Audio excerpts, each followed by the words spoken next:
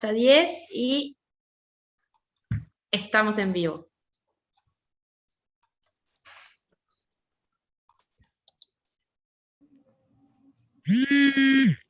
Bueno. Hola, bienvenidos a todos, ¿cómo están? A todos, a todas y a todes. Esta es la segunda clase que tenemos de Caliza en este curso virtual, así que bienvenidos. Contarles primero, antes de que comience el eje del día de hoy, que va a tener dos encuentros, la parte teórica y después una parte práctica que ya les contarán mejor.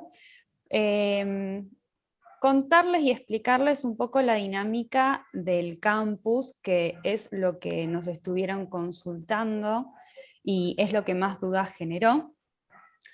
Explicarles que somos muchos, así que fuimos respondiendo de a poco las preguntas que fueron surgiendo.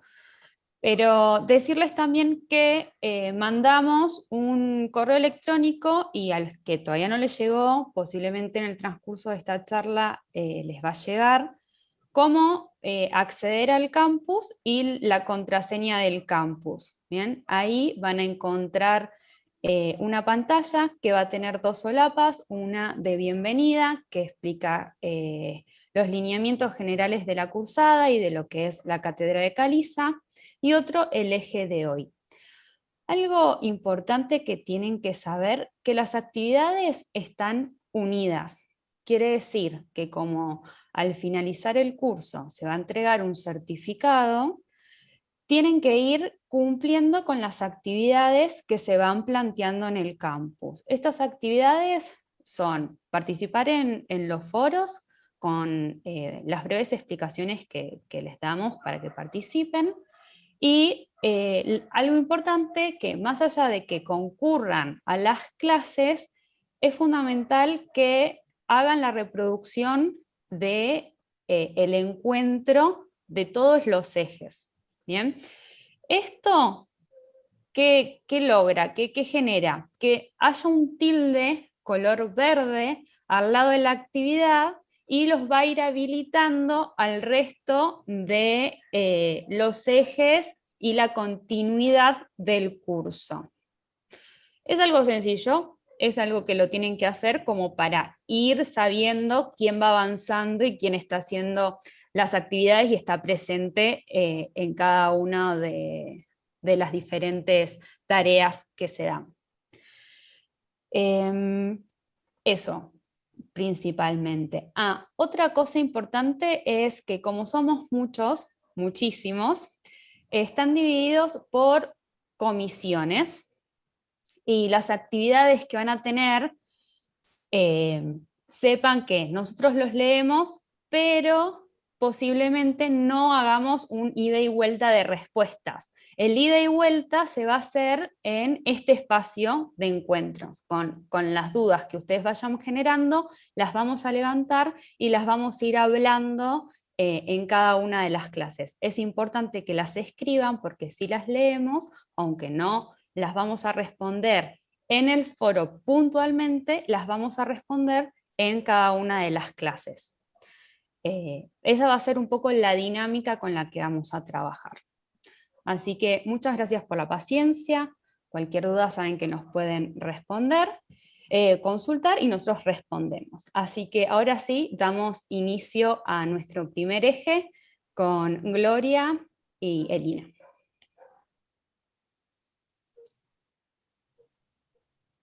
Hola, buenas tardes a todos, a todas. No sé si se escucha bien. Bueno, a mí me toca presentar a la doctora Gloria Sammartino, que está a cargo del encuentro de hoy. En un principio va a ser una presentación y dejamos un espacio a continuación para un intercambio, así que pueden consultar a través de ahí del chat todas las dudas. Bueno, Gloria Sammartino es doctora en antropología, es docente e investigadora de la Universidad de Buenos Aires, especializada en temáticas alimentarias, e integrante de nuestra Cátedra Libre de Soberanía Alimentaria desde sus inicios. Así que bueno, la dejamos a Gloria entonces con la presentación. Gracias. Bueno, muchas gracias, Elina, Clara. Es un gusto, un honor, la verdad, que estar compartiendo esta tarde con todas y todos ustedes.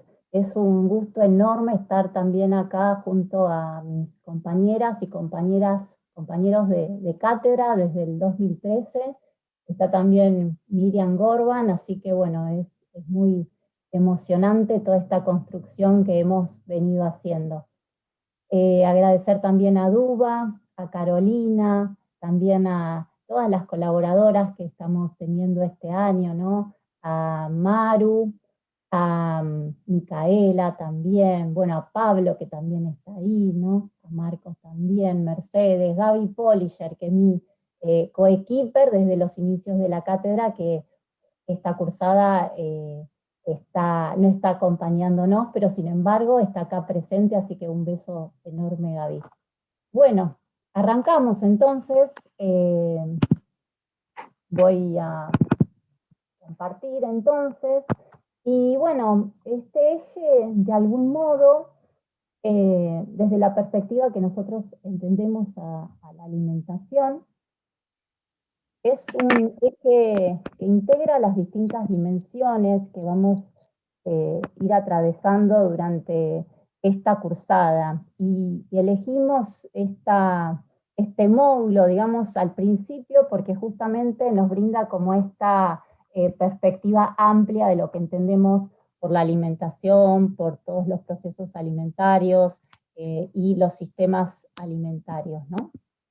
Y como el primer punto a tener en cuenta es que cuando hablamos de alimentación, estamos hablando de un proceso totalmente complejo, atravesado por dimensiones que tienen que ver claramente con lo biológico, con lo ecológico, con lo tecnológico, lo económico, lo simbólico, lo cultural, y también una dimensión subjetiva que nos permiten entender, como vemos en esta imagen, por qué entonces determinados grupos familiares, como es el caso de esta familia de Carolina del Norte, por semana pueden gastar $460 y vemos que hay una gran cantidad de ultraprocesados, ¿no? Y de manera casi paradojal encontramos a otro grupo familiar, ¿no? Que están habitando una zona de Sudáfrica en un campo de refugiados, en donde vemos que los alimentos a los cuales pueden acceder son mínimos, en donde el costo de los alimentos semanales no llega a $2 por semana. Entonces vemos que, bueno, están atravesadas todas estas dimensiones, y en donde la política, la dimensión política es central, y es una de las que justamente es uno de los anclajes, digamos, de la cátedra libre de todas las cátedras libres de soberanía alimentaria, porque entendemos que comer es un acto político. Avanzando un poquito más con esta perspectiva desde la cual entendemos y abordamos los procesos alimentarios, y es que la alimentación la vemos desde un enfoque holístico, ¿no? Porque claramente unen cuerpo y alma, los alimentos crean significados y a través de ellos podemos expresar nuestra biodiversidad social, cultural, ecológica, ¿no? Hay muchas comunidades que tienen un vínculo colectivo y también individual con la naturaleza, y esto lo estamos viendo en esta imagen, que es una celebración a la Pachamama que se hace en el norte de Argentina y en Bolivia y en Perú y muchos otros países, ¿no? Atravesados de la zona andina. Y porque, bueno, entendemos, y todas estas culturas, estas cosmovisiones entienden que, y nosotros también, ¿no? Que somos parte de la naturaleza, y todo eso tiene que ver, entonces, incorporamos a la naturaleza en lo que comemos, en el agua que bebemos, el aire que respiramos, ¿no? Y esto significa, entonces, reconocer esta interdependencia ecológica, social, y además nuestra vulnerabilidad compartida, que son todos aspectos que vamos a ir retomando. También aclarar que entendemos que los alimentos tienen significados, transmiten significados. Y acá seguimos muy brevemente a un antropólogo estadounidense, Sidney Mintz, que él nos permite entender los significados alimentarios dividiéndolos en dos, en los significados internos y externos. Y los significados externos tienen que ver con todas las condiciones del entorno económico, social y político, ¿no? Como por ejemplo, vivimos en un sistema claramente capitalista, en donde nos trasladamos para viajar, a veces hasta 3 horas diarias, donde nuestros trabajos son de 8 horas de duración, donde estamos condicionados por el precio de los alimentos, por la disponibilidad, por un sistema alimentario que nos indica muchas veces que incide, digamos, en nuestras posibilidades alimentarias. Entonces, esto es claramente todos estos marcos estructurales en los cuales nosotros, en nuestras propias condiciones de vida, realizamos nuestros consumos diarios, ¿no? Entonces, entendemos los significados claramente anclados en estas dos cuestiones, ¿no? Entre lo macro y lo más micro. Y acá, para entender desde esta perspectiva, entonces, el caso de la Coca-Cola, y simplemente como un ejemplo, este autor nos permite ver que, bueno, antes de la Segunda Guerra Mundial, la Coca-Cola era prácticamente un consumo regional del sur de Estados Unidos, y cómo fue que a partir de un poder externo que incidió en que en los lugares donde se estaba realizando la guerra pudieran hacer como 70 plantas embotelladoras, y los soldados tuvieran acceso a prácticamente todo, carne, chocolates, azúcar, menos la Coca-Cola, que tenían que consumirla.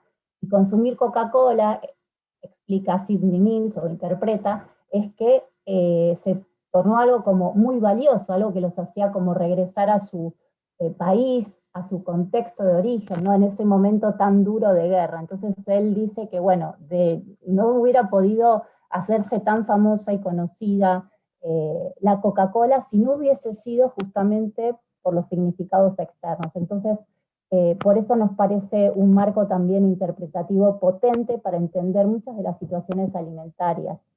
Y también nos permite ver por qué pasó con muchos alimentos que hoy consideramos tradicionales, pero que si lo pensamos de tradición, o sea, vemos que no tiene nada ni de natural, no es un hecho casual que ahora consumimos casi cotidianamente, muchos de nosotros, café, azúcar, chocolate, ¿no? Té también, y que sin embargo no hubieran existido de no haberse dado todos estos procesos externos, como claramente, ¿no?, la colonización y todas estas dinámicas formadas, ¿no?, desde un poder internacional desde los tiempos coloniales, y en donde todos estos productos luego se transformaron en mercancías, ¿no?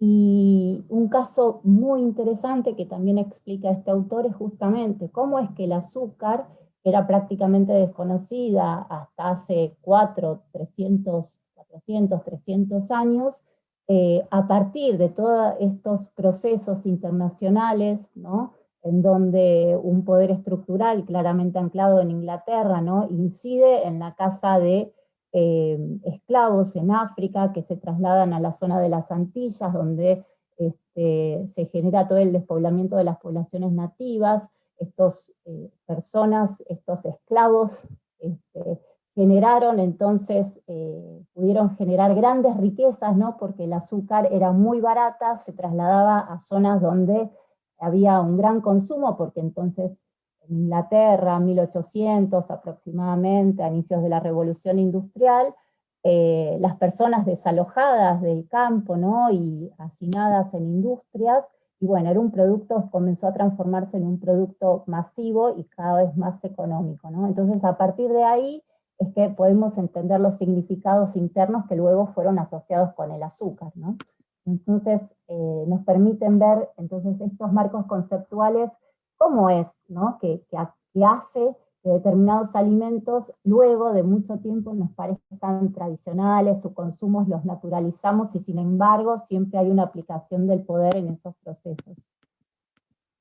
Y bueno, otro ejemplo, ¿no?, acá lo vemos con el caso del sushi, pero bueno, es como esta fuerza del comercio incidió entonces en que ya hace siglos los alimentos comenzaran a viajar miles de kilómetros, ¿no?, y restando importancia al suministro de los alimentos locales, ¿no? Entonces muchos productos de exóticos pasaron a ser tradicionales, ¿no? Y lo que es importante destacar acá, entonces, es la fuerza, ¿no?, de este capital, del capital comercial que permitió el transporte de plantas, animales, incluso sistemas productivos completos, ¿no?, y convierte espacios geográficos en plataformas exportadoras, y cómo fue de a poco, ¿no?, transformándose la comida en mercancía, siempre con el capital comercial en el centro. Y vamos a ir viendo un poco, cuando sigamos avanzando, bueno, qué pasó con esto, pero de algún modo es la matriz que sigue actuando hasta la actualidad. Y también vemos entonces, y si nos centramos ahora un poquitito más, considerando esta misma matriz con lo que pasa ahora, no quería dejar de aprovechar también la oportunidad, es que en la actualidad nos encontramos con la propagación, ¿no?, de patrones alimentarios centrados en proteínas animales, ¿no? ¿Y por qué se da esto? Bueno, este marco conceptual que nos ofrece MINT también nos permite entender que la gran parte de la población mundial se ha ido urbanizando. Se fueron occidentalizando los patrones de consumo. Occidentalizando, o digamos, el centro sigue siendo Estados Unidos, ¿no?, como patrón cultural. El aumento de carne en estos últimos años comenzó a tener un consumo de proporciones inéditas, ¿no? Y esto incide, bueno, con obviamente China, Estados Unidos también a la cabeza, ¿no?, en este proceso, pero esto incide profundamente en los países que producen soja, que es el alimento básico para los cerdos que luego se exportan al resto del mundo, ¿no? Entonces, cómo los cambios de consumo también inciden claramente en las formas de producción, y esto es algo sobre lo cual vamos a estar volviendo reiteradamente durante, creo que prácticamente la cursada, y de las distintas aristas que mis compañeros van a ir proporcionando. Pero hasta ahora, más que nada, los enfoques desde los cuales entendemos entonces la alimentación, como les venía diciendo. Y otra perspectiva que nosotras entendemos importante en esta cátedra tiene que ver con la de género, que es lo que van a desarrollar Elina y Maru mucho mejor, con más profundidad en la clase, en el encuentro que viene. Pero bueno, sí entender que el trabajo de las mujeres, porque está relacionado a las esferas del cuidado, por la ideología patriarcal viene siendo, es invisibilizado, ¿no? Y por eso acá estos ejemplos, ¿no?, en donde la tenemos acá a la tristemente recordada Ramona, ¿no?, del barrio de la 31, acarreando estos baldes de agua, porque justamente el trabajo de cuidados está centrado en el trabajo reproductivo, desvalorizado, invisibilizado, como decía, de las mujeres, y también porque no solamente en las zonas urbanas, también en las zonas rurales, ¿no?, el trabajo de las mujeres, aunque ocupen un espacio muy importante en la producción, hay mucho trabajo por realizar. Y bueno, esto es algo que también vamos a estar siempre entrecruzando, ¿no?, en nuestras explicaciones y preguntas. Como les decía, entonces, porque es visto como gratuito, como un deber de la mujer, y sin embargo son las primeras en producir, buscar comida, en cocinar, sobre todo, y lo vemos en esta crisis del COVID desde el año pasado, ¿no?, en donde que los hijos, sus hijas, hijos, quedan siempre en primer lugar cuando los alimentos escasean. Bueno, por eso se dice también la pobreza y el hambre tienen cara de mujer, y eso es algo que vamos a estar desarrollando mucho mejor la próxima vez. Y esto repercute claramente en la injusta división social del trabajo y la energía y la creatividad del trabajo alimentario de las mujeres, ¿no?, porque son roles adscriptos, ¿no?, y sobre los cuales entendemos que tenemos que generar una reflexión constante, ¿no? La importancia entonces de hacer visible el trabajo reproductivo social no remunerado y no reconocido de las mujeres, y también la propuesta de la cátedra es empezar a reflexionar otras propuestas, ¿no?, ver, bueno, qué lugar ocupan los varones, qué lugar están ocupando las mujeres en este sistema que las explota además, ¿no? Entonces, ese es un enfoque a seguir desarrollando. Y otro enfoque que también consideramos tiene que ver con el proceso de hominización, pero para entender que llevamos como especie millones de años, unos 4 años aproximadamente, y cómo la comida, la cocina, digamos, coevolucionamos este proceso de hominización. La comida siempre estuvo en el centro, porque coevolucionamos como especie, ¿no? En donde, bueno, distintas características, como la locomoción bípeda, todos los desarrollos que se dieron en el aparato masticatorio, el proceso de encefalización, los alimentos fueron centrales, y como producto de todo este proceso, terminamos, una de las características más importantes de los humanos y las humanas, es que somos omnívoros, y esto significa que tenemos una gran plasticidad, podemos comer prácticamente de todo, de acuerdo al ambiente, ¿no?, en el que estemos y las actividades que desarrollemos, ¿no? Y esto también es un aspecto muy importante. Y acá, en esta línea del tiempo, simplemente para dar profundidad un poco a esto que venía comentando, ¿no?, que el proceso de evolución arranca hace unos 4 millones de años, durante todo el Paleolítico. Hace 10.000 años arranca el Neolítico, porque hasta ese momento fuimos más que nada cazadores y recolectores, y a partir del Neolítico, entonces, a partir de la domesticación de los cereales, de la domesticación de las semillas, un proceso que en realidad algunos dicen revolución, pero duró miles de años, y no fue una revolución, fue un proceso. Comenzamos a ingerir hidratos de carbono, ¿no? Y también, bueno, a confinar animales, y ese modo de vida de los cazadores-recolectores se va transformando, pero no significa que haya desaparecido. Durante todo este proceso del Neolítico tenemos que pensar también en distintas civilizaciones, como por ejemplo la romana, la egipcia, los babilónicos, ¿no? Todos fueron, hasta la Edad Media, todos fueron sociedades del Neolítico. Y el gran salto se da hace aproximadamente unos 200 años. Entonces, esto significa que durante miles de años las cocinas estuvieron integradas a cada medio ambiente, con sus propios ingredientes, sus propias tradiciones gustativas, como podemos ver en estas imágenes, ¿no? Alimentos totalmente relacionados con sus ambientes que generaron las distintas culturas alimentarias. Entonces, tal vez una de las preguntas más interesantes es, bueno, ¿qué nos pasó?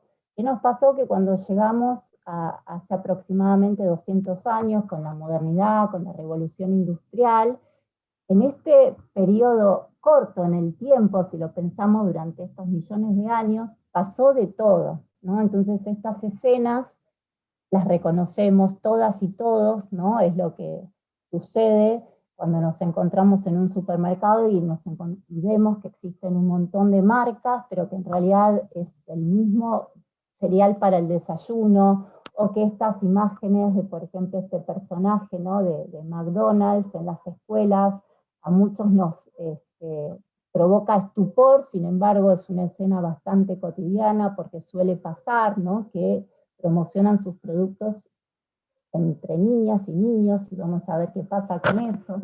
¿Y cómo puede ser entonces, y esto se va a desarrollar mucho mejor por mis compañeras nutricionistas, ¿no?, que en la actualidad entonces se superpongan el hambre y el sobrepeso y la obesidad, que hoy tengamos más de 800 millones de personas con sobrepeso, 2.000 millones de personas que no alcanzan a cubrir la seguridad alimentaria, y unos 1.000 millones de personas con problemas de sobrepeso y obesidad, ¿no? Y esto tiene claramente que ver entonces con lo que Miriam ya estaba contando la vez pasada, ¿no?, que hablaba de un sistema alimentario insostenible. Y que entonces en escena y como centrales es que vemos que los productores de alimentos se han transformado en gigantescas corporaciones. Entonces todo eso que pasó durante toda la historia evolutiva, ¿no?, de que éramos prácticamente productores de alimentos, nos hemos ido transformando en consumidores puros, dependientes de la cocina industrial y la agricultura industrializada, ¿no?, dependientes de una producción hiperhomogeneizada, de campos monovarietales, que son las escenas que nos encontramos para quienes vivimos en Buenos Aires. Tal vez hacemos 50 kilómetros y ya nos encontramos con estos paisajes. Como les decía recién, bueno, todo esto nos permite empezar a entrever que hay un sistema alimentario insostenible, que nos habla directamente de una crisis civilizatoria, y sobre todo esto ya hemos recorrido un largo camino, esto ya hay mucho escrito, ya hay mucha información, incluso los sistemas expertos internacionales súper reconocidos como la FAO, como la OMS, la revista Lancet, desde el 2014, vienen diciendo que necesitamos hacer cambios, ¿no?, de un modelo a un sistema, modelos alimentarios, cambiar el sistema alimentario a uno más sustentable.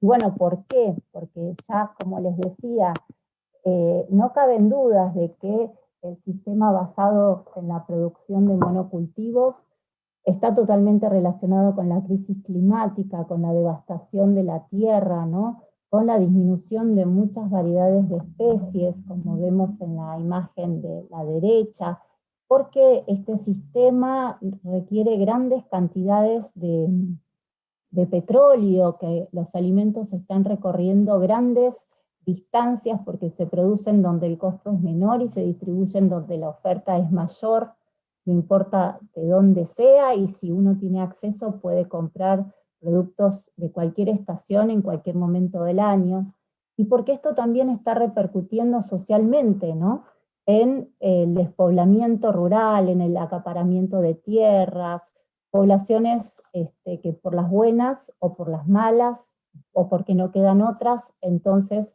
a causa de este sistema monovarietal que requiere agrandar las fronteras agrarias, no les queda otra que irse a engrosar los cordones ya empobrecidos de las ciudades, porque también vimos lo que Miriam habla de un sistema ecocida, ¿no?, porque vemos que nuestras aguas de los ríos más importantes, y hay estudios de investigadores de CONICET, restos de glifosatos, bueno, lo que pasó hace 2 años, ¿no?, con el gran incendio del Amazonas y cómo está repercutiendo, porque vivimos en permanentes estados de sequías, de inundaciones, la mortandad de abejas, de peces, porque además vemos claramente que ese sistema que se pregonó desde la Revolución Verde, después de la Segunda Guerra Mundial, que iba a venir a solucionar el hambre en el mundo,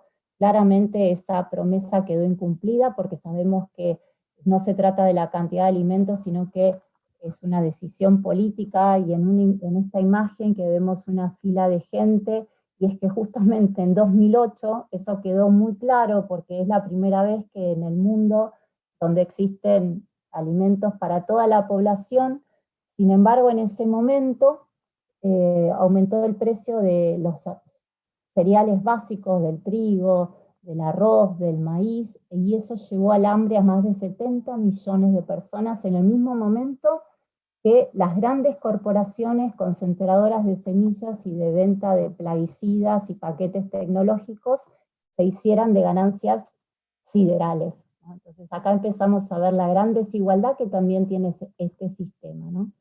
Y que bueno, en nuestro país solamente una cifra que a mí me llama mucho la atención y que es terrible, ¿no?, que el 1% de las explotaciones empresariales, o sea, destinadas a los pools de siembra, el agronegocio, tiene el 36% de la tierra, y que el 55% de las explotaciones agrícolas, o sea, más que nada los pequeños productores, solamente tienen el 2% de la tierra. Entonces, bueno, por eso les decía, ¿no?, que cuando vemos desde una mirada holista la alimentación, estamos integrando todas estas dimensiones. Y esto que mencioné recién se va a seguir desarrollando permanentemente, ¿no?, en las distintas encuentros. Pero bueno, algo que asaltó, sobre todo a partir del año pasado con la crisis de COVID, es que como resultado de todo esto, y esto es una de las cosas más terribles, es que la comida que enferma, ¿no?, que es la que proviene del sistema de producción industrializado de la actualidad, es justamente a la que accede las poblaciones más empobrecidas y vulnerabilizadas, que las vulnerabiliza más, sobre todo en esta situación. Y estas son imágenes de un estudio que hicimos con una profesora, Sonia Naumann, el año pasado en un barrio de Capital Federal, en donde veíamos que justamente estos alimentos son los que provienen de la ayuda estatal, más claramente que proviene de los módulos, de los bolsones de las escuelas, y donde llama justamente la atención la ausencia de productos frescos, que son los que se indican sobre todo, ¿no?, en las guías alimentarias argentinas. Y acá vemos, estos son todas bebidas azucaradas, yogures con exceso de azúcar, ¿no? Y entonces vemos la relación entre las alianzas gubernamentales y grupos económicos que distribuyen entonces sobre todo determinados alimentos, muchos de ellos ultraprocesados, y que terminan reforzando entonces este sistema de inequidades y asimetrías. Y una de las cosas que encontramos, simplemente como para ilustrar esto que ya es terrible, ¿no? La gente dice, bueno, nosotros somos de harina, porque justamente lo que más abunda es todos los productos estos, ¿no? Que sabemos que la harina además le faltan un montón de nutrientes, que engorda, y falta más que nada todos los demás alimentos frescos, ¿no? Y dicen, bueno, acá si alguien te dice que tiene hambre, te miente, porque justamente comida hay, ¿no? Alimentos hay, pero es todo esto, polenta y polenta, y lo que está faltando entonces es todo lo demás, ¿no? Y esto está totalmente relacionado entonces con este sistema agroalimentario hegemónico, ¿no?, donde los productores de alimentos se fueron convirtiendo en gigantescas corporaciones con inmensa cantidad de recursos, y lo vemos en esa imagen del medio, donde cada vez menos empresas se fueron fusionando y comprando otras, ¿no?, y haciendo cada vez más poderosas, tanto a veces que son más poderosas que los mismos estados, ¿no? Y se transforman en los principales agentes de producción, distribución y comercialización de alimentos en todo el mundo. Y lo cual obviamente impacta en todas las economías locales, en las formas de vida, en la identidad de los pueblos y claramente en todos sus problemas de salud, ¿no? Porque hoy en día los problemas más importantes son los de las enfermedades no transmisibles, y nos preguntamos entonces qué hace esta barcaza en los igarapés del Amazonas, donde claramente no necesitan todos estos productos. Y como para tratar de responder a la pregunta, bueno, ¿cómo sale? ¿Cómo es que llegamos a todo esto, no? Y algunas claves están dadas por algunos investigadores y por mucha bibliografía que estudian cómo se ha ido conformando el modelo agroalimentario actual, y lo dividen básicamente en tres procesos, ¿no?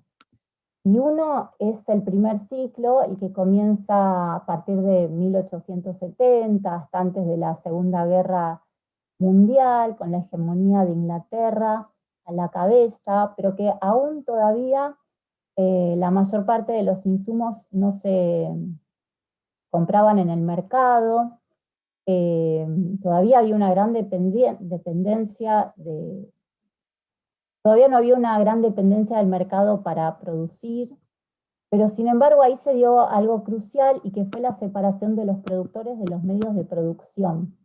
Entonces, en esta imagen lo que podemos ver es cómo, sobre todo en las zonas de Europa, ¿no?, de Inglaterra, de Alemania, hasta 1700, por un derecho consuetudinario, ¿no?, que ya venía desde la época de los romanos y seguramente antes, si bien los productores, los campesinos no poseían la tierra, accedían a los recursos del agua, de los bosques, de las semillas, ¿no? Tenían sus conocimientos para la producción local, y vemos viendo cómo estas zonas, que eran las tierras comunales de la imagen de la izquierda, al cabo de casi menos de 200 años después, todo eso se fue privatizando, ¿no? Entonces acá encontramos un poco la clave de lo que sigue siendo nuestra matriz de la actualidad, ¿no? De todos cómo esos bienes colectivos pasaron a ser recursos, ¿no?, de la naturaleza, y esto que Marx entiende como la acumulación originaria, claramente estuvo relacionada también con la colonización, y acá, volviendo un poco a esto, leyéndolo en clave de género, tiene que ver también con que las mujeres también estuvieron en el centro de la acumulación originaria. Y este libro es muy interesante, de Silvia Federici, porque ella fue una estudiosa, este libro Calibán y la bruja, de lo que pasó en la época feudal, antes del origen del capitalismo, que fue una época de muchas resistencias, muchas luchas por parte de artesanos, de campesinos, y ella dice que, bueno, que la casa, que hay una relación directa, ¿no?, entre la caza de brujas y la división sexual del trabajo, porque en ese momento arranca tal vez el femicidio más importante hasta ahora de la industria, ¿no?, de la historia, con la caza de las brujas, y es que lo que se buscó fue un fuerte disciplinamiento por parte del poder estatal, ¿no?, y lograr la división sexual del trabajo, ¿no?, que a las mujeres nos recluye como dentro de la esfera del trabajo reproductivo, ¿no? Entonces obstruye la posibilidad de las tareas productivas y esta imposición de la reproducción, ¿no?, de las tareas de reproducción, y llevadas a cabo entonces bajo sobre esta máxima violencia estatal. Son esas algunas más o menos las claves de este primer ciclo. Luego le sigue el ciclo de posguerra, donde también se dan muchas situaciones de cambio, en donde, con Estados Unidos a la cabeza, el desarrollo, ¿no?, de todo esto, lo que hoy conocemos como Revolución Verde, se dio gracias a que había un interés muy fuerte por parte de la esfera gubernamental de apoyar la agricultura científica, mucho desarrollo para la fertilización de semillas, insecticidas, herbicidas químicos, ¿no? Entonces estas políticas de desarrollo rural o la Revolución Verde tenían que ver con incrementar el rendimiento de la producción agrícola, ¿no?, como respuesta al hambre, que bueno, ya vimos que fracasó estrepitosamente porque el problema es político. Pero bueno, llevó a una creciente artificialización de los alimentos y hasta ese momento la protección estatal, claramente, ¿no? Y las críticas luego de todas estas décadas a la Revolución Verde es que nunca se puso en tela de juicio la repartición, el acceso a la tierra, ¿no? Y esa fue en algunos lugares tal vez prosperó la Revolución Verde porque estaban dadas determinadas condiciones, pero en la mayor parte del mundo esto fracasó e hizo además repercutió en la gran pérdida de semillas locales, ¿no? Está vinculado con la productividad permanente a través del petróleo, la intensificación de la producción capitalista, ¿no?, y la producción de beneficios y no de alimentos. Por eso se habla de que, bueno, lo bueno para comer se transforma cada vez más en lo bueno para vender. Y hoy ya creo que vamos, no sé por qué ya no estamos ni en la segunda ni en la tercera, tal vez ya estamos en la cuarta edición de la Revolución Verde, ahora con la desmaterialización y la digitalización ya llevada a un estadio superior. Otro proceso, el tercer ciclo, que podemos decir que comienza a fines de los 70, algunos dicen que comienza a partir de los 90, pero en todo caso coincide con la también hegemonía de Estados Unidos a la cabeza, con el proceso del neoliberalismo, ¿no?, este patrón nuevo tecnológico que tiene que ver con la libertad de comercio, ¿no? Donde permite encuadrarse el poder monopolista corporativo que va a explosionar a nivel global, y deja sentada un poco las bases para que este sistema político incida también en la aproximación de los sectores químicos y farmacéuticos. Se da también la transición tecnológica e ingeniería genética, la combinación de semillas genéticamente modificadas, todo para que los productos sean uniformes y cada vez más adecuados al procesamiento industrial. En Argentina, claramente, esto lo vemos a partir de los 90, ¿no? En el 96 ingresa la soja, y esto es algo también de lo que se va a estar hablando, pero simplemente como para conectar los procesos con hechos concretos. Bueno, también se va dando progresivamente el encarecimiento a partir de todos estos periodos, y hoy lo vemos claramente, ¿no? Sobre todo durante con el anterior gobierno y ahora también con la pandemia. Lo cierto es que el encarecimiento de los precios es una de las trabas, uno de los grandes problemas, ¿no? Y Miriam siempre encauzó esta explicación, que justamente el encarecimiento de los precios viene de la mano con el poder corporativo que van adquiriendo las empresas, las industrias alimentarias, y esto también está totalmente estudiado y no nos quedan dudas respecto a eso. Las industrias entonces se van transformando en compañías cada vez más poderosas, en los principales agentes de producción y distribución, y un montón de posibilidades para influenciar las políticas agrarias.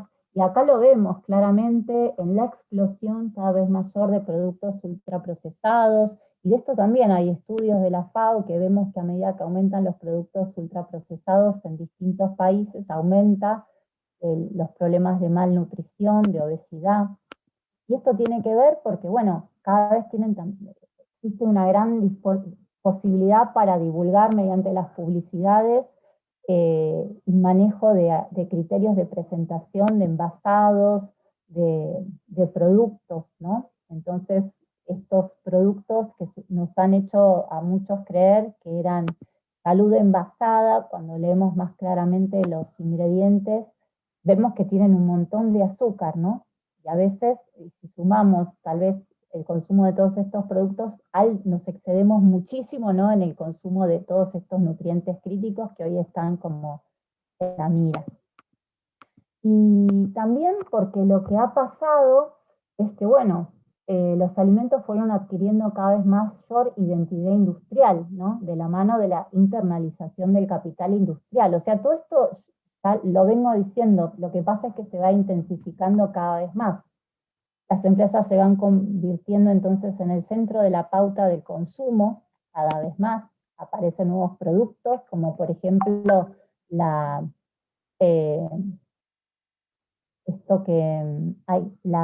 margarina, ¿no? Que no empezó a existir a partir de la década de los 60, de los 50, y es un proceso totalmente elaborado por la industria, ¿no? No tiene ningún producto que sea natural. Y también la apropiación de los productos originalmente naturales o preparados en el marco de las familias, ¿no? Entonces vemos, por ejemplo, cómo el mercado se aprovecha o se apropia de estos valores, ¿no? Que se crean en los hogares y que tienen que ver con la familia o con la abuela, ¿no? Acá vemos la sopa de la abuela, o jugoso al horno, o la sopa casera, ¿no? Que sabemos que son todos ultraprocesados, excedidos en sal y grasas y otros nutrientes y colorantes, ¿no? Sin embargo, aparece esta valoración fuerte, ¿no? Y son las estrategias que emplea la industria a partir de la publicidad, la propaganda y, bueno, todas las redes de fast food. Y aparece también cada vez más en estos últimos años los nuevos mercados globales, ¿no? Por parte de las corporaciones. Tenemos ahora la aprobación del trigo transgénico HB4, ¿no? que necesita del glufosinato de amonio, creo, si lo estoy diciendo bien, que todavía es peor que el glifosato, que es claramente cancerígeno de acuerdo a la Organización Mundial de la Salud, las megagranjas porcinas, ¿no? Con todo lo que genera, ¿no? Lo que incide socialmente y también ambientalmente. Bueno, un poco hasta acá, un poco un panorama de lo que viene pasando y por qué vemos que está todo totalmente relacionado, ¿no? Tratando de seguir esta idea de relacionar las distintas dimensiones entre sí, y algo que vamos a seguir viendo durante toda esta cursada es justamente entonces la idea de pensar, bueno, cómo transformar este sistema cada vez más inequitativo y lograr una alimentación nutritiva, accesible y asequible. Y vamos viendo que desde el 2013 nosotros fuimos siendo testigos de un montón de luchas que se han venido dando, ¿no? Desde claramente la soberanía alimentaria, desde hace poquitos años esto de esta agrupación de jóvenes, ¿no? De Fridays for Future, que también tiene su capítulo argentino, que se generó en el norte global, que son más que nada jóvenes de sectores urbanos, pero que sin embargo, muchos de ellos veganos, ¿no? Lo cual es también un movimiento interesante, pero que todas estas luchas comienzan a relacionarse. En Argentina tenemos la de los pueblos fumigados, desde el año pasado la revista científica Ciencia Digna, y un montón de otros movimientos que seguramente ahora me estoy olvidando, pero ni hablar también de la red de calizas, ¿no? Que si en 2013 éramos apenas, creo que unas 4, no sé si llegábamos a 4, al cabo de todos estos años creo que ya somos más de 50 cátedras libres en todo el país, ¿no? Conformando esta red, en donde Miriam Gorban es una de las coordinadoras e impulsoras. Yo creo que ella ha participado e impulsado todas estas luchas, todas estas digamos, maneras de buscar una emancipación. Y vemos también de la mano con esto, porque bueno, nosotros nacemos en el riñón de la academia, y es que desde las cátedras libres también buscamos interpelar cómo se viene construyendo el conocimiento académico en la actualidad, cómo se vienen formando los distintos profesionales, por qué pensamos que es muy importante la transdisciplina o la multidisciplina, ¿no? Cómo muchas veces el conocimiento científico no podemos decir que no sea ideológico, es ideológico. Muchas veces es el punto ciego entonces de este modelo dominante, ¿no? Que a veces está atravesado por lógicas mercantilistas y por eso necesitamos un mayor acercamiento, ¿no?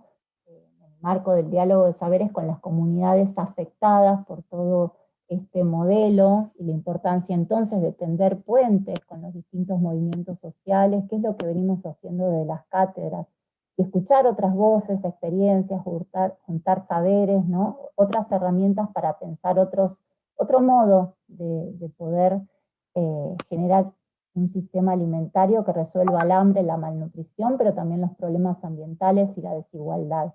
Una de las cosas que, bueno, yo vengo estudiando, y es que tiene que ver con la necesidad también de anclar a esta lucha la descolonización del paladar, de las mentalidades, en uno de los acercamientos que también tienen que ver con este momento de neoliberalismo extremo, es también el digamos, el problema que venimos teniendo con las semillas, ¿no? Hasta hace poquitos años, creo que hasta el 2019, teníamos cada vez más noticias de avanzadas sobre el cercamiento de las semillas, y sabemos que quien controla la semilla controla todo el sistema alimentario, ¿no? Y por eso se lucha por semillas criollas, locales. Y otra cosa clave, entonces, cuando hablamos de semillas, ¿no? Que es el minuto 1 de la alimentación, es también su consumo. Hemos perdido muchas veces el sabor por todos los alimentos que tienen naturales, mínimamente procesados, que están totalmente conectados con las semillas, con poblaciones locales, y con muchas veces se trata, por eso el mapa, ¿no?, de desglobalizar, ¿no?, y de colonizar, y de deconstruir, porque muchas veces todos estos alimentos que voy pasando las imágenes, estos son imágenes del barrio boliviano que está en Liniers, que yo justamente vivo acá, y esto lo veo permanentemente. Y estos alimentos están relacionados con personas de los sures globales, con poblaciones estigmatizadas, que se han visto como atrasadas, con culturas que parecía que había que transformar, ¿no?, y cuyos saberes estaban totalmente deslegitimados, pero que sin embargo, de cara a los avances del sistema experto nutricional, ¿no?, con la clasificación NOVA, que ya mis compañeras van a explicitar mucho mejor, se está revalorizando justamente todos estos alimentos naturales para los cuales necesitamos habilidades culinarias, ¿no?, para poder elaborarlos, y que vienen a estar también, bueno, que están marginados, ¿no? Por eso hablamos también de justicia cognitiva, ¿no? Porque ha habido un epistemicidio de saberes, y esto es lo que nos proporciona todo el marco de la descolonización del conocimiento. Y entonces acá son ejemplos de alimentos que nos encontramos en muchos barrios populares, como el caso de la mandioca, de las distintas elaboraciones que se hacen con maíz. En muchos barrios las semillas circulan, aunque no lo creamos, y por suerte estamos lejos entonces de esto de los apartheids alimentarios que se dan en Estados Unidos, al menos en estas zonas, ¿no?, pantanos o desiertos alimentarios, porque lo sorprendente es que cuando andamos por estos barrios, de capital estoy hablando, mal llamados villas emergencias, ¿no?, para que no queden dudas, todos estos alimentos circulan y están súper activos. Lo que pasa es que están como invisibilizados, ¿no? Estos son, bueno, tamales también. Y porque justamente este proyecto civilizatorio que arranca entonces con la colonización, y cuando hablo de cuando se han llevado los alimentos de América a Europa, justamente, se ha llevado el producto, pero muchas veces no el conocimiento, ¿no? Entonces, este es el caso del maíz, que en muchas zonas del norte andino y de otros países también, y México, en México se conoce como nixtamalización, las semillas de maíz, el maíz se cocina con cenizas, porque eso le provee de niacina, entonces lo enriquece al maíz. Y sin embargo, este saber no se llevó a Europa, y hubiera sido interesante porque hubo una epidemia muy importante de pelagra, hace 1600, y hubiera sido muy importante, ¿no?, haberse llevado ese saber. Estos saberes están activos, esto es una foto de Jujuy, pero también nos lo encontramos acá en el mismo conurbano bonaerense, gente haciendo estas mismas elaboraciones. Los tamales se hacen con este procesamiento del maíz. Y bueno, volviendo al género, ¿no?, esto claramente está conectado con los saberes de las mujeres por esta ideología patriarcal, pero son las mujeres más desvalorizadas, las pertenecientes a todas estas poblaciones estigmatizadas, que encontramos, población migrante, ¿no?, representantes de todos estos saberes, y que nosotros entendemos que tenemos que revalorizar. Bueno, y por acá, creo que ya hablé bastante, me iría quedando, y bueno, agradecerles entonces, y bueno, y si les parece, podemos como charlar, y creo que hay tiempo, y ponernos a compartir algunas miradas. Bueno, muchas gracias por escucharme.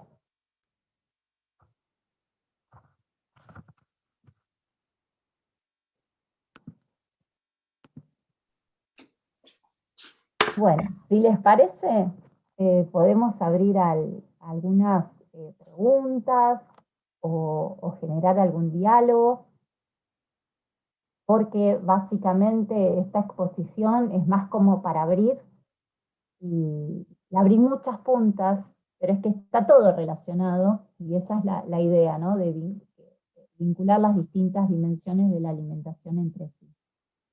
vincular las distintas dimensiones y también ver el proceso, ¿no? Largo de la especie, pero sobre todo en este último periodo, ¿no? De la humanidad. Y ni hablar en estos últimos 30 años, ¿no? De ya neoliberalización, periodo neoliberal mediante. Gracias, Bueno, Gaby. bueno, muchas gracias, Gloria. Hay muchos comentarios agradeciendo tu charla, bueno, haciendo mucho referencia a lo que es la ciencia crítica, el pensamiento crítico, muchos comentarios acerca de los alimentos tradicionales que fueron desvalorizados. También, bueno, la necesidad de que acá en este caso una colega licenciada en nutrición, hace un comentario acerca de la necesidad de involucrarse en estos temas, si no siempre quedan en manos de activistas. Navarro y otros comentarios en relación a lo que es la educación, la importancia de la educación. Mariano también comparte su libro de kioscos escolares.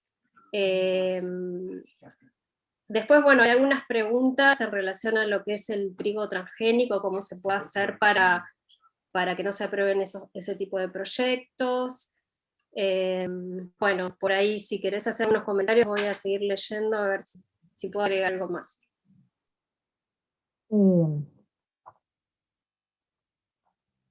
Como les decía, acá me encantaría invitar también a mis compañeras y compañeros. Están Marcos, Andrea, Mercedes, así que también adelante.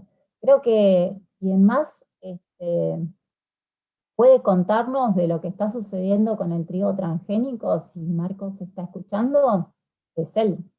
E incluso sobre, bueno, todos acá podemos y todas opinar justamente sobre lo que entendemos como ciencia digna, ¿no? De los adelantos y todos los avances que se vienen haciendo en este campo. Digo, para no ser yo la única hablando, incluso está Miriam también. Bueno, si quieren, Gloria, contesto brevemente, porque también había Claro. surgido la pregunta del trigo transgénico la clase pasada. Bueno, efectivamente, el año pasado el gobierno argentino fue el primer gobierno del mundo que le dio autorización comercial a un evento de trigo transgénico, que es el trigo HB4, resistente a la sequía, y esto no se dice tanto, tolerante a un herbicida, como decía Gloria, llamada glufosinato de amonio, que es 15 veces más tóxico que el más conocido glifosato. Ahora, la particularidad de esa resolución de la Secretaría de Alimentos, Bioeconomía y Economías Regionales del Ministerio de Agricultura, Ganadería y Pesca es que supedita la entrada en vigencia de esa autorización a la aprobación previa por parte de Brasil. ¿Por qué? Porque Brasil es el principal destino de la exportación de trigo argentino, absorbe el 43% de las exportaciones de trigo, a pesar de que Argentina le exporta trigo a otros 54 otros países. Entonces, lejos de consultarnos a nosotros como gran país consumidor de trigo, o de consultarle a los otros 53 países a los cuales Argentina le exporta trigo, solamente está supeditada la aprobación previa por parte de Brasil. A partir de ahí, el gobierno argentino empezó un lobby muy fuerte ante las autoridades brasileñas, junto con la empresa Bioceres, que es la titular de ese evento transgénico, tendiente a que la Comisión Nacional Asesora en Bioseguridad de Brasil aprobara ese evento transgénico. La última reunión de esa Comisión Nacional de Bioseguridad de Brasil tuvo lugar el 14 de junio y estuvo a punto de aprobarse ahí la importación del trigo HB4 de Argentina, que es lo que autorizaría automáticamente la entrada en vigencia de la resolución del Ministerio de Agricultura, y fruto de la movilización popular, tanto en Brasil como en Argentina, se logró frenar. Con lo cual, la próxima reunión de la Comisión Nacional, la Comisión Asesora de Bioseguridad de Brasil, será en agosto o en septiembre, con lo cual estos meses que hay ahora, julio, agosto, septiembre, son claves para frenar definitivamente la entrada en vigencia de este trigo HB4. Entonces, por eso estamos llamando hace bastante tiempo a una movilización colectiva, tanto en Brasil como en Argentina, para frenar esto. A partir de dos campañas que se han dado a conocer, la primera es con nuestro PAN No, que pueden verla en accionesbiodiversidad.org. Ahí hay expresadas 20 razones de por qué nos oponemos a la liberación del evento HB4 a la empresa Bioceres, y a la cual pueden sumar su firma, difundir, movilizar, y les pedimos encarecidamente que lo hagan, que se sumen.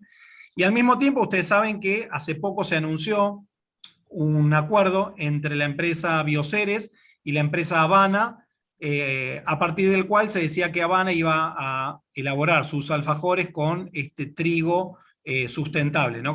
con materias primas sustentables. Y se refería justamente al trigo HB4, a este evento de trigo transgénico. A partir de ahí se inició también otra campaña que pueden conocer en insostenible.net, y a la cual se pueden sumar, que es Chau Habana, donde justamente a través de distintas herramientas se llamó muy claramente a la empresa Habana a dejar sin efecto ese convenio con Bioceres y llamarla, por el contrario, si quiere realmente elaborar alfajores con materias primas sustentables, en vez de abastecerse de este trigo transgénico inédito en la historia de la humanidad, a abastecerse de trigo agroecológico que se produce en nuestro país en distintos lugares. Y de hecho le hemos facilitado en una carta abierta las direcciones de los productores agroecológicos de trigo que producen ese trigo del cual se pueden abastecer. Con lo cual es absolutamente vital, porque esto se suma a, como bien dijo Miriam y Gloria, a un modelo de agronegocio transgénico muy fuertemente instalado en nuestro país, en el que ya el 100% de la soja es transgénica, el 98% del maíz es transgénico, el 100% del algodón es transgénico, tenemos 2 papas resistentes a virosis que son transgénicas, tenemos una alfalfa tolerante al glifosato, tenemos un cártamo con expresión de quimosina, pero como si todo eso fuera poco, ahora llegó el trigo transgénico. Trigo transgénico que también hay que señalarlo, y no me quiero extender mucho más, pero por favor vayan a esa campaña con Nuestro Pan No y vean todas las razones que están ahí expresadas, que van mucho más allá de los residuos de glufosinato de amonio que va a haber en todos los derivados del trigo en nuestra canasta básica, ¿no? Y que se corre el riesgo efectivamente de la contaminación cruzada de los trigos que efectivamente existen en nuestro campo hoy, ¿no? Si bien el trigo es una planta autógama, cuyo, digamos, riesgo de contaminación cruzada es mucho menor al maíz, hay un riesgo igual de cruzamiento entre el 1 y el 14%. Con lo cual, Argentina tiene buenos trigos, trigos de calidad, robustos, que con buenos rindes, y corremos el riesgo de que todo ese desarrollo que se vino haciendo en Argentina en mejoramiento de trigo desde el año 70, se ponga en riesgo por los intereses de una empresa que se vende a sí mismo como una empresa nacional y popular, pero lo cierto es que si bien nació de capitales nacionales, hoy cotiza en bolsa, tiene alianzas con Monsanto, con Syngenta, ChemChina y otras, y también, como decía Gloria, nos interpela sobre qué modelo de ciencia queremos, ¿no? Queremos efectivamente que nuestros recursos de ciencia de la Universidad Nacional del Litoral, de CONICET, estén puestos al desarrollo de nuevos eventos transgénicos que van a generar dividendos para una empresa comercial, o queremos ciencia digna al servicio de los pueblos y al servicio de las corporaciones. Así que, en síntesis, si hay alguna otra duda vinculada al trigo transgénico, con mucho gusto la respondemos. Sí, y siguiéndote, Marcos, justamente uno de los discursos que se han hecho fuertes es que supuestamente servía para combatir la sequía, ¿no? En los climas secos, este trigo vendría a solucionar ese problema, pero que en realidad es otra vez un discurso sin sustento, ¿no? Que se monta sobre lo que ya venimos escuchando desde el periodo de la Revolución Verde, y que claramente no han venido solucionando el problema del hambre, y lo que sí hace es enriquecer a estos cada vez menores corporaciones y a favorecer los intereses de los pools de siembra. Y por eso, en este sentido, que acá algo clave es la propuesta de la agroecología, sobre la cual se sostiene justamente el modelo de la soberanía alimentaria, que es un modelo en donde es central el acceso a los bienes colectivos. Nosotros hablamos de bienes colectivos y no recursos. Los bienes colectivos son los que hacen también al derecho a la alimentación, la posibilidad de acceder, la necesidad de acceder a la tierra, al agua, a las semillas, ¿no? A valorar todos estos conocimientos que a partir de este modelo, ¿no?, instaurado con la Revolución Verde, se nos ha hecho creer que eran cosas románticas, que no alcanzaban para sostener, digamos, la población actual, pero claramente este otro sistema tampoco sirve porque, decíamos, ¿no? Hay más de 2.000 millones de personas con la inseguridad alimentaria insatisfecha y 800.000 millones de personas que están hambrientas. Entonces, este sistema claramente no sirvió. Y lo que sí se sostiene es la necesidad de la salud de las personas y también del ambiente, y la necesidad de poder acceder a mercados locales, ¿no? Para justamente los alimentos no viajen tanto, disminuir la huella de carbono, ¿no? Mejorar el acceso a los precios, mejorar el trabajo digno de mujeres, de campesinos y campesinas, ¿no? Entonces, por eso se entiende que lo importante es este tipo de producción, ¿no? Sustentable, pero no solamente ambiental o nutricionalmente, sino también socialmente, ¿no? Por eso no hablamos de producción orgánica, sino de producción agroecológica, ¿no? Así que no sé si alguien más quiere comentar algo respecto a por qué hablamos de agroecología entre mis compañeras nutricionistas, tal vez.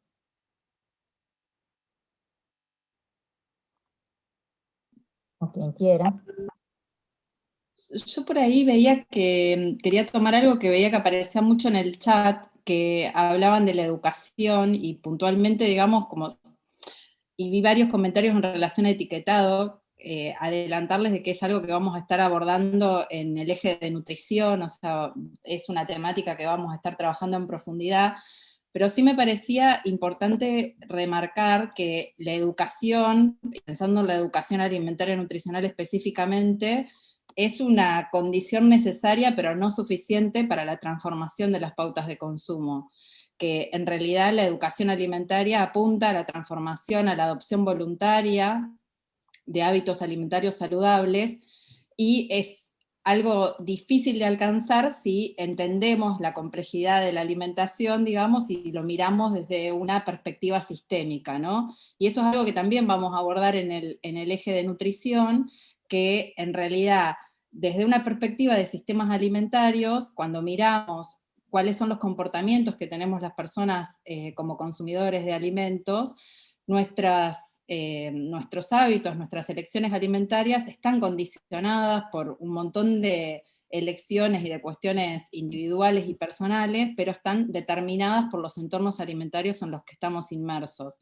Entonces me parece importante dejarlo abierto, o sea, esto de entendernos como sujetos que formamos parte de un sistema alimentario con todas las complejidades y los atravesamientos que esto tiene, y dejar abierta la invitación para profundizar un poco más en estos aspectos en el módulo específico de nutrición.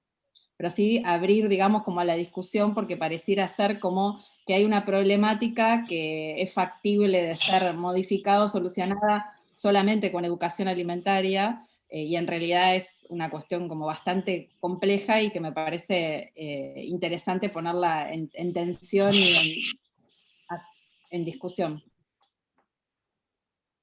Sí, sí, totalmente. La necesidad de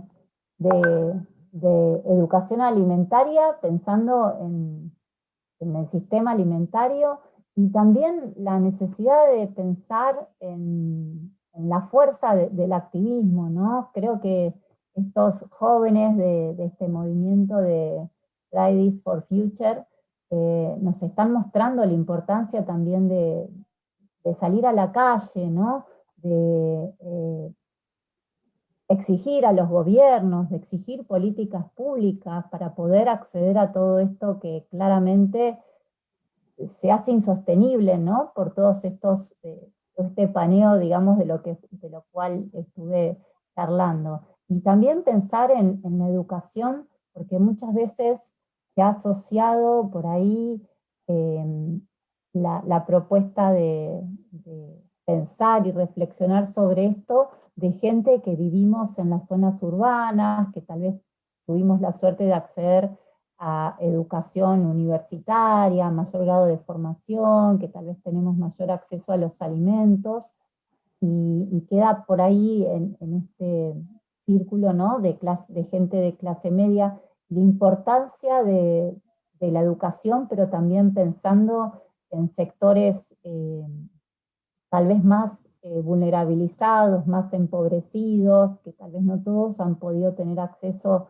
a más herramientas educativas, y sin embargo necesitamos replantear y llevar todo este discurso de la soberanía alimentaria, y entendiendo que la soberanía alimentaria la entendemos de muchas maneras, de acuerdo al rincón del mundo en el que estemos, y de acuerdo a la clase, al género, ¿no?, a cuestiones de raza, ¿no?, pero empezar entre todas y todos a cuestionar, ¿no?, cómo es que estamos comiendo, y cómo puede ser, como les comentaba, porque a mí me llamó poderosamente la atención, gente empobrecida, vulnerabilizada, que veíamos que solamente estaban accediendo a alimentos que reproducen la obesidad y el sobrepeso, con carencia de un montón de micronutrientes y todos los alimentos que necesitamos para estar sanos. No se lo estaban preguntando, no lo cuestionaban, entendían que tenían que contentarse con todos esos alimentos que estaban recibiendo. Entonces, ¿cómo puede ser, no? Porque, ¿cómo hacemos para que el discurso, para que la propuesta del derecho a la alimentación, de la soberanía alimentaria, entonces llegue a las poblaciones más afectadas? Y me parece que es el gran desafío también que tenemos entre manos. Acá alguien, Maru, dice, el hambre tiene cara de mujer. Bueno, eso es una pregunta muy interesante y que la vamos a dejar abierta para el encuentro que viene, justamente con Elina y Maru a la cabeza. Y es que todos los datos nos están indicando, los datos oficiales, que las personas más empobrecidas somos las mujeres, con menos acceso a los recursos para la producción de los alimentos, y esto sí, Andrea tal vez también puede intervenir o responderlo, porque es también parte de su expertise. El hambre tiene cara de mujer, porque los datos de FAO están señalándolo claramente, ¿no? Las mujeres que tienen mayores problemas de obesidad en el sentido de malnutrición, son también las mujeres, ¿no? Y además porque, por ejemplo, hay un dato que habla por sí solo, y es que 22 varones tienen tienen más riqueza que todas las mujeres de África juntas. Y eso me parece que es muy contundente, ¿no? Entonces, por eso hay una cuestión de raza y género también cuando hablamos del hambre. Y también porque, bueno, son las mujeres las que están en el centro de los cuidados, ¿no? Como lo veíamos con el caso triste de Ramona. Bueno. Bueno, gracias, Gloria. Estamos viendo muchas contribuciones, opiniones y algunas preguntas que, como el tema que vos abriste es bastante amplio, creo que se van a ir contestando a medida que vayamos avanzando con el resto de los encuentros, así que los vamos a tener en cuenta porque como que son muy variados. Algunos por ahí tienen que ver, preguntaban con el tema de la Revolución Verde, si se inició con el objetivo de paliar el hambre, y otras cuestiones, muchos comentarios, por ejemplo, acerca de las comidas regionales, o dónde se puede conseguir material sobre el tema de pueblos originarios, en relación a estas comidas y alimentos, bueno, de distinta variedad las preguntas, así que no sé si después las podemos tomar a través del campus o de las siguientes clases. No sé cómo querés hacer, Gloria. Hay muchos comentarios. Bueno, Gloria, ¿puedo hacer un aporte que más que nada es por algunas cuestiones que vi cuando estaban poniendo los comentarios, como una necesidad de articulación con los secundarios, con más espacios de cátedras libres, como que hay como una cuestión de que se discuta en las universidades? Creo que nosotros en la Universidad de Buenos Aires, en la Facultad de Medicina, más particularmente en nutrición, logramos la creación de esta cátedra gracias, ¿no?, a este grupo de compañeras y compañeros que venían trabajando de hace años. Y tal vez ya cuando estábamos siendo parte del movimiento estudiantil algunos, logramos impulsar esta cátedra, que como dijo Marcos, ya son un montón en todo el país, y el desafío de esta cursada virtual es seguir fomentando que se sigan abriendo cátedras libres. Marcos es uno de los impulsores que va todo el tiempo conectándose y tejiendo redes con todas las universidades, también por fuera de las universidades, ¿no? Porque creo que la universidad sola no es la que va a construir esta red, sino todos los espacios donde surjan movimientos que lleven la bandera de la soberanía alimentaria. Tenemos que seguir tejiendo redes, pero bueno, es algo que tiene que quedar de acá al cierre de la cursada como un espacio para seguir articulando. Nosotros, los que formamos parte de nuestro paso por el centro de estudiantes y ahora ya en otros espacios quizás de gestión y también de militancia, estamos a disposición para compañeros y compañeras de otras universidades, de colegios, para articular y para seguir formando estos espacios. Así que los y las que tenían estas inquietudes y necesidad de generar espacios, bueno, estamos para eso. Esta cursada tiene que servir, aparte también se está dictando en el campus de un sindicato docente. Me parece que es importante seguir tejiendo lazos y utilizar todas las estrategias para armar una red cada vez más grande para levantar la bandera de la soberanía alimentaria. Así que bueno, nada, era eso para también contestar un poquito esas dudas y esas consultas sobre el tema de la necesidad de espacios para dar el debate. Bárbaro, sí. Y tal vez complementar, y no sé si les parece como para cerrar, y cuando accedan al campus, van a ver que hay ya bibliografía subida, bastante bibliografía, pero que igual podemos, como vamos a estar conectados a través del chat, tranquilamente podemos seguir sumando. Por suerte en estos últimos años se generó mucho.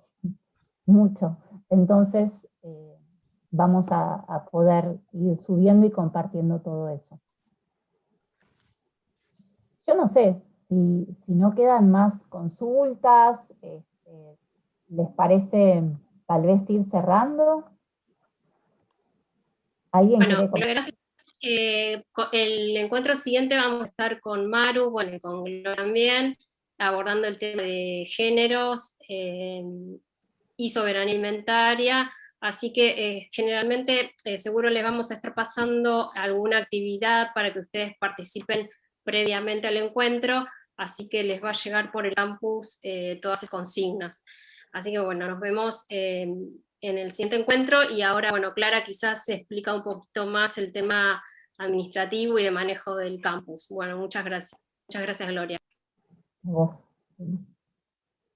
Bueno, muchas gracias, chicas, y a todos por colaborar.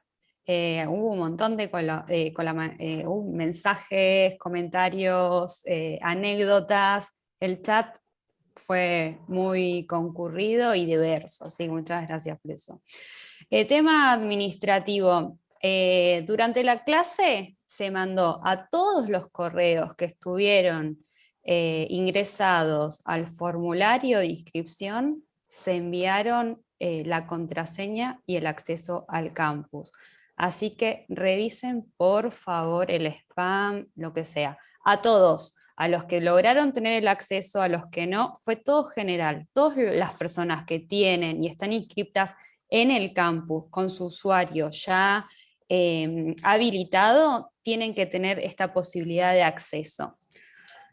Dicho esto, sí, siguen teniendo dificultad, igualmente nos avisan, pero estaría resuelto el problema del campus y la contraseña. Otra cosa que estuvieron consultando mucho en el chat, aclarado, pero igual lo vuelvo a decir, todos los encuentros quedan grabados, así que con eso no se preocupen.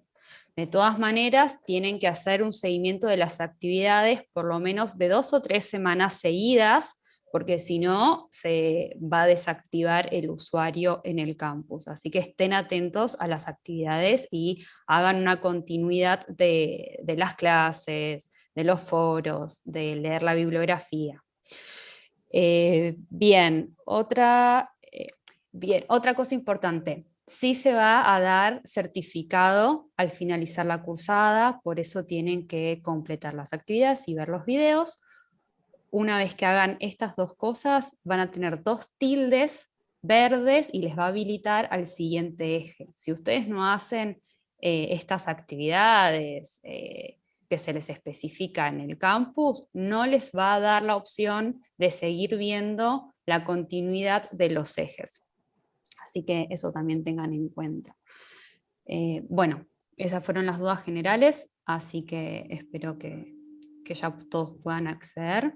Y muchas gracias. El próximo encuentro, como dijo bien Elina, es el martes que viene a las 18 horas, así que los esperamos de la misma forma por el canal de YouTube.